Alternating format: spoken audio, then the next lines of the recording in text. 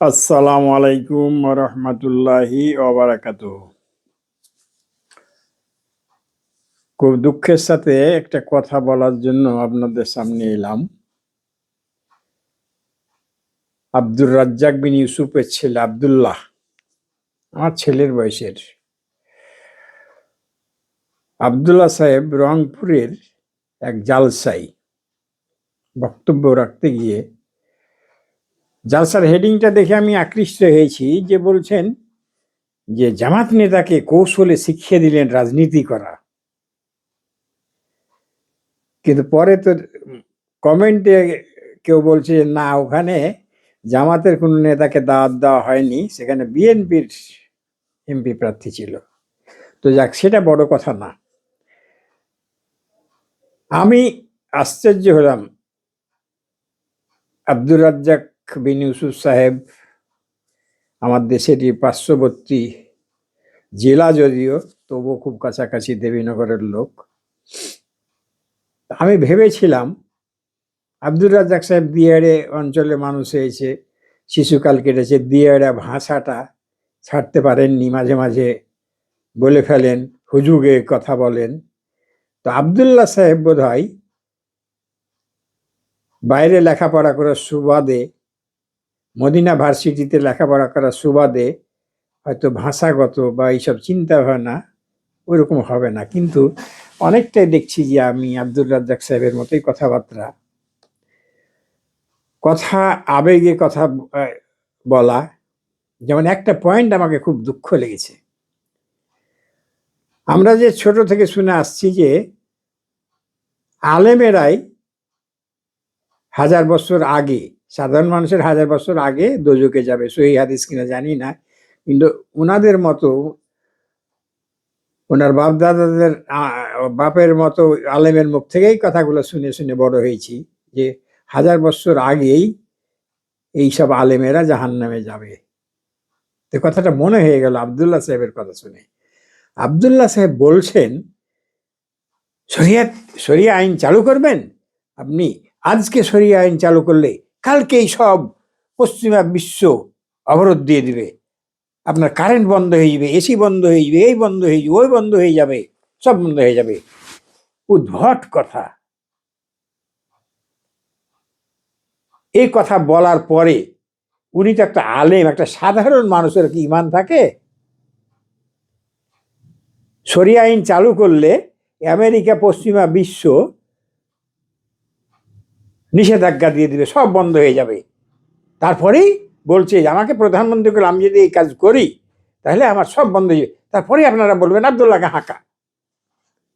এই যে দিয়ে কথাবার্তা, আব্দুল্লাহকে হাঁকা।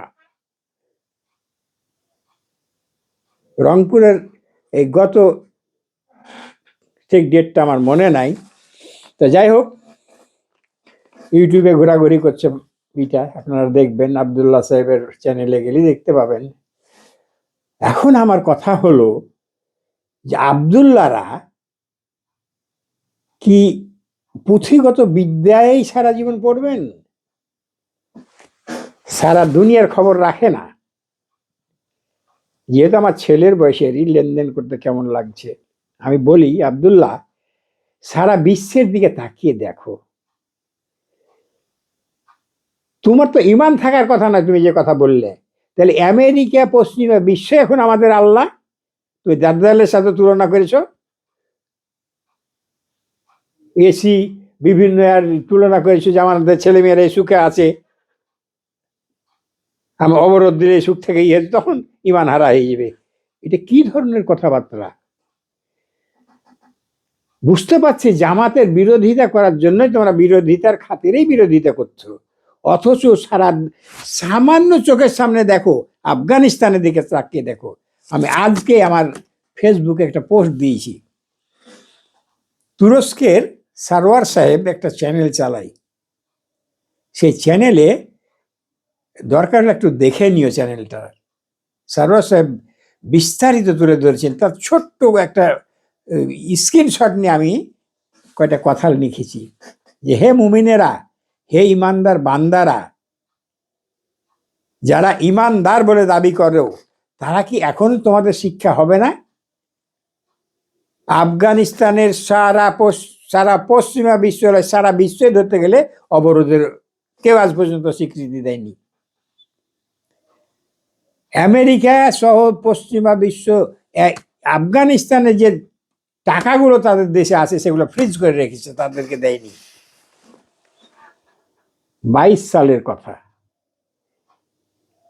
22, 23, 24, 25, 4 বছরে সেই আফগানিস্তান, আল্লাহ যে বলেছেন যে আমার ইবাদত করো, আমার আইন চালু করো, আমার দিন চালু করলে তোমাদেরকে আকাশ থেকে রহমত বর্ষণ করব, মাটির তল থেকে রহমত দেব, চারিদিক থেকে রহমত বর্ষণ করব। তার প্রমাণ আফগানিস্তান। আমেরিকা অবরোধ দিয়ে রেখেছে, পশ্চিমা বিশ্ব অবরোধ দিয়ে রেখেছে।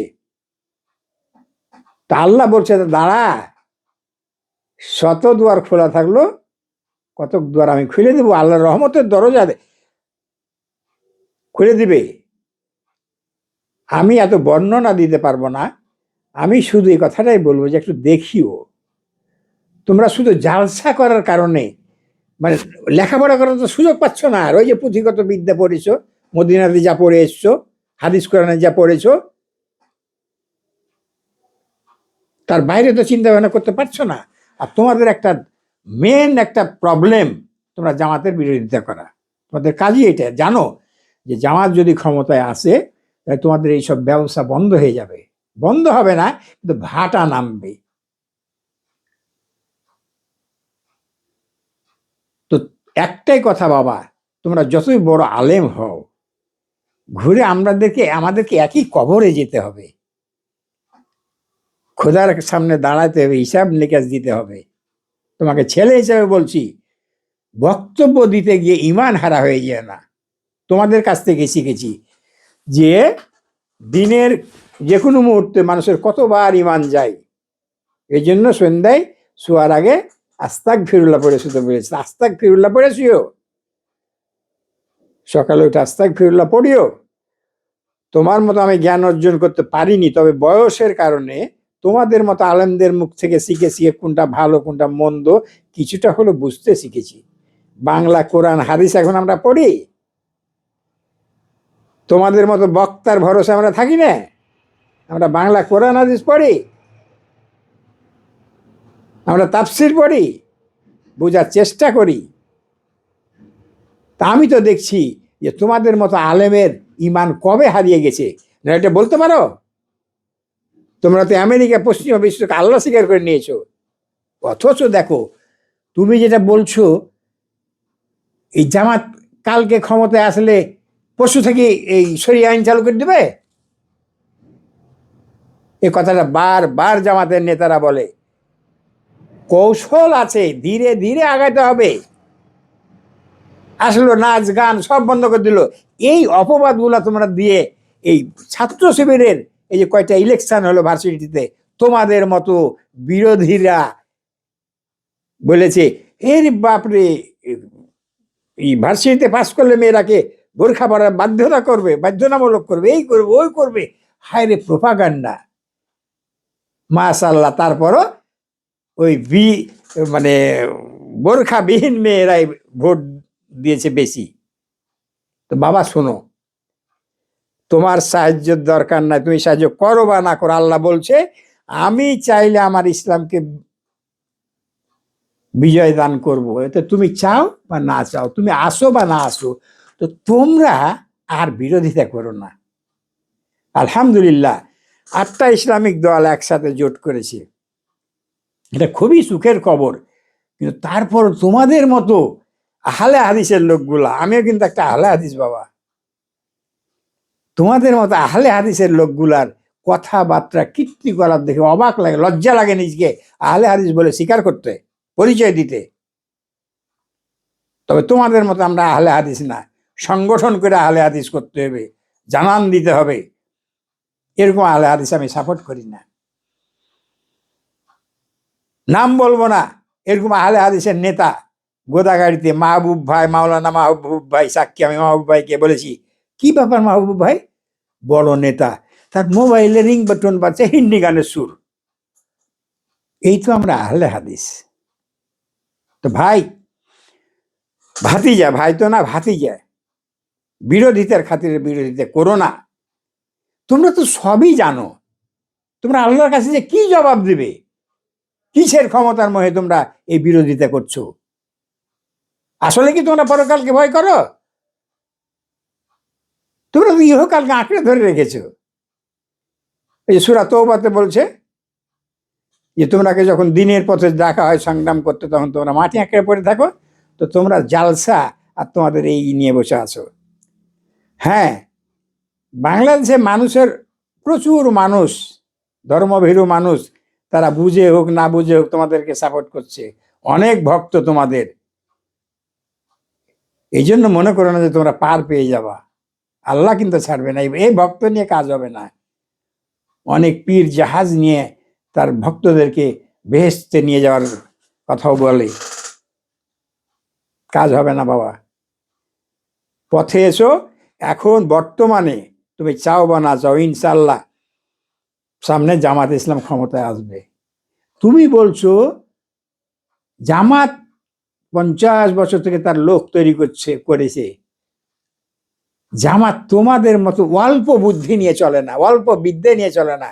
সেখানে অনেক যোগ্যতা সম্পন্ন ছেলে, এই ক্লাস 5 থেকে শুরু করে আস্তে আস্তে আস্তে শিবির করার মাধ্যমে, সদস্য হওয়ার মাধ্যমে আজ বেশিরভাগই শিবিরের প্রাক্তন সভাপতি। এগুলো খবর রাখো। এই যে ডক্টর গালিব, শিশির মনির, অনেক নাম আছে। আমি এই মুহূর্তে বয়স হয়ে গেছে বাবা, এত বলতে পারবো না, তোমাদের মতো আমি বক্তা না। তো এই লোকগুলা, তারপরে এই আজকে অর্থমন্ত্রী কি হবে এই বিতর্কের উস্কে দিয়ে বলছে যে আল্লাহ 400টা অর্থনীতিবিদ আছে জামাত সাপোর্টার। জামাতের অর্থমন্ত্রীর অভাব হয়ে যাবে। দোয়া করো এবং বলো, দোয়া করো না এবার জামাত ক্ষমতায় আসুক। পারবে না, তারপরে তো তোমরা হাততালি দিবে, এই যে জামাত ফেল করে দিয়েছে রাষ্ট্র চালাইতে। এইটুকু অন্তত বলো, জানলা একবার দাও দেখি। তুমি কি খবর রাখো? ওই যে আমি আফগানিস্তানের কথা বললাম, জাজল্য আফগানিস্তান, জাজল্য গাজা, এতদিন পর্যন্ত এই সামান্য একটু জায়গাতে বম্বিং করে করে তাদেরকে নিশ্চিহ্ন করতে পারলো না। এই ইমান কি তোমাদের মাঝে আছে? তুমি বলছো ওরকম ইমান তৈরি করতে হবে। কবে? তোমার আব্বা তোমাকে মদিনা থেকে পড়িয়ে নিয়ে এসেও তুমি ইমান তৈরি হলো না, আর কবে তৈরি হবে? তুমি কি জানো আমেরিকা সহ পশ্চিমা বিশ্ব চাইছে যে জামাত ক্ষমতায় আসুক? খবর রাখো। এই যে দফায় দফায় বিভিন্ন ইউরোপীয় ইউনিয়নের রাষ্ট্রদূত প্রতিনিধিগুলা জামাত আমিনের বাসায় যে বৈঠক করছে, কেন? তুমি বুঝো, রাজনীতি বুঝো? রাজনীতি সম্পর্কে লেখাপড়া করো বাবা। আর তোমাকে আমি দাওয়াত দিচ্ছি, তুমি জামাত ইসলামের সহযোগী ফর্ম পূরণ করো। সহযোগী ফর্ম পূরণ করতে তুমি যত বড়ই বক্তা হও, আস্তে আস্তে তোমাকে নেতা করে নেবে না। হ্যাঁ, এই যে এবার কতগুলা লোককে নমিনেশন দিচ্ছে বিনা রুকুন, এটার পিছনে যুক্তি আছে। কিন্তু তোমার মতো আবদুল্লাহকে আসলে কিন্তু তোমাকে সাথে সাথে দিবে বলে আমার মনে হয় না। কে জানি, এখন আমি জামাত তার জ্ঞানে যদি হয়। তো কথা হলো, আর বিরোধিতা করো না বাবা। একবার আমাদেরকে বাংলাদেশে আবারও বলি, এক টার্মে ইসলামী রাষ্ট্র হয়ে যাবে। 5টা আইন হোক, 10টা আইন হোক, এই যে শেখ হাসিনাকে তাড়িয়ে দেওয়ার পরে ইউনূস সাহেব যতই কম কাজ করুক, স্বীকার করতে বাধ্য হবে যে শেখ হাসিনার পলায়নের পর থেকে বাংলাদেশ কি ভালো কন্ডিশনে অনেকটা নাই। যারা অস্বীকার করবে তারা মুনাফেক, গাদ্দার, তারা আইন বুঝে না।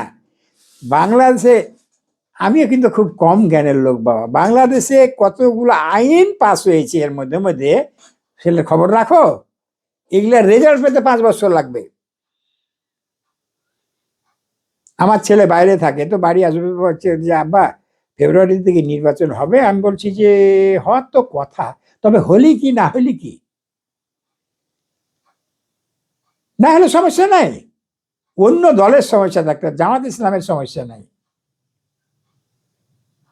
আমি আমার ছেলেকে বললাম যে ইউনুস যদি আর 5 বছর থাকে কি ক্ষতি, একমাত্র ইউনুসই এক ব্যক্তি যে ভারতের চোখে চোখে চোখ রেখে কথা বলেছে। ভারত আজকে নত জানু হতে বাধ্য হচ্ছে। আছো কোথায়? জুজুর ভয় দেখাচ্ছ মুসলমানকে, শরিয়া আইন চালু করলে এই অবরোধ দিয়ে দিবে, কারেন্ট বন্ধ হয়ে যাবে, এসি বন্ধ হয়ে যাবে, কি হবে? কেন? তুমি মানুষকে বলো যে হোক, কিয়ামতের আগে তো সবই সব সুবিধা থেকে মানুষ আবার ওই আগের মতো ফিরে যাবে। মানুষকে মারা যাবে? কি বুঝাও মানুষকে? তখনও মানুষ বেঁচে থাকবে। আদমের যুগ থেকে মানুষ বেঁচে ছিল, বেঁচে থাকবে। মানুষকে আল্লাহ এমন ভাবে সৃষ্টি করেছে, সে প্রতিটা আবহাওয়া, প্রতিটা অবস্থার সাথে মিলিয়ে নিতে পারে।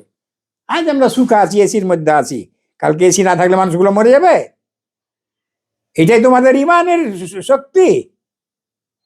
এই দুর্বল ইমান নিয়ে ওয়াজ করে বেড়াও, মানুষকে জালসা করো, এইসব আজে বাজে কথা বলে মানুষকে আর বিভ্রান্ত করো না। 8টা ইসলামিক দল ক্ষমতায় এসছে, বলো মানুষকে তোমরা তো জালসা করছো বাবা, আমাদের কথা তো মানুষ তোমার কথা গুরুত্ব দিবে, এবং তুমি যে লোকগুলাকে বিভ্রান্ত করছো সেই লোকগুলোর সাথে তোমার হাসর নাসর হবে। তোমরাই তো বলেছো, তোমাদের কাছ থেকে শিখে আমাদের। আল্লাহর কাছে তওবা করো এবং এ লোকগুলোকে বলো যে হ্যাঁ, আমরা তো অনেক দলই দেখেছি, একবার দেখি না এ লোকগুলা 50 বছর থেকে এই চেষ্টা সাধনা করছে, কতটি শহীদ হলো চিন্তা করতে পারো? তোমাদের আহলে হাদিস থেকে কয়টা ফাঁসিতে ঝুলেছে? এক ভাই বলছে আব্দুল্লাহ ইয়ার শিকার হয়েছে নির্যাতনের। তোমরা বাবা, তো কথা হলো, আমি আর বক্তব্য বাড়াবো না, আমি মাপ চাচ্ছি। আমি আবেগে কতগুলা কথা বলেছি এবং আল্লাহর হস্তে বলেছি যে তোমাদের মতো শিক্ষিত ছেলেপিলের যদি এখনো বুঝ না হয়, কবে হবে? ব্যক্তিগত স্বার্থ সামনে রেখে তোমরা কথা বলছো এগুলা। ওই যে বললাম, জামাত ক্ষমতায় গেলে তোমাদের মতো লোকের ব্যবসায় ধস নামবে। তো ধস নামলে কি হলো? রিজিকের মালিক আল্লাহ, এত ইনকাম কি হবে? তোমরাই তো বলছো বাবা মরতে হবে, এগুলো সব নিয়ে যেতে পারবে? এত ইনকাম করে কি হবে?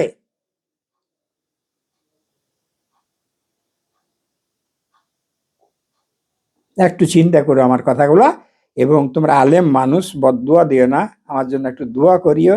এবং কথার মাঝে যদি কোনো আঘাত আমি দিইনি, আমি সবই সঠিক কথা বলছি আল্লাহর হস্তে, আমি সেভাবে মাপ চাইবো না, মাপ চাইবো না, মাপ চাই।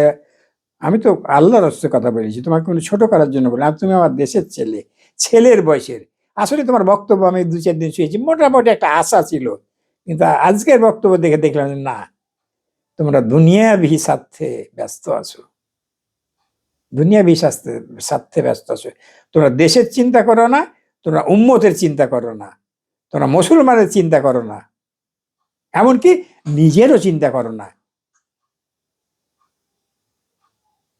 তোমরা শুধু এখন অর্থের পিছনে দৌড়াচ্ছ, এই যে জালসা করছো, বহুত টাকা, বহুত ফায়দা, কিন্তু তোমাদের ইমান কতটুকু আছে সন্ধ্যার সময়, শুয়ার সময় চিন্তা করিও। আসসালামু আলাইকুম ওয়া রাহমাতুল্লাহি ওয়া বারাকাতুহু।